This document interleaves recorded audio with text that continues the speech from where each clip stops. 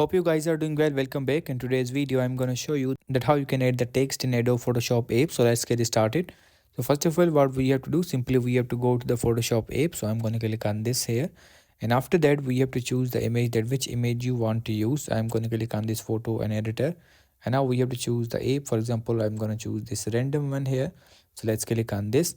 And after that, what we have to do, we have to scroll this option here, swipe it, and then we will get the text option here. So let's click on the text option, and now we have to write whatever we want. For example, I'm going to write the smart here, so let's write that.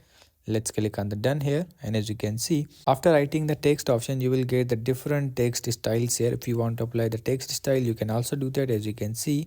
And if you want to go to the styles, these all styles are also provided here. You can choose any of them if you want. As you can see, the font section, you will get the font color. If you want to change the color, you can also do that.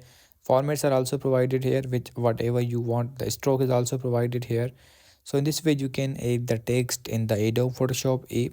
I hope you guys understand this video, that how you can do that. So see you in the next video.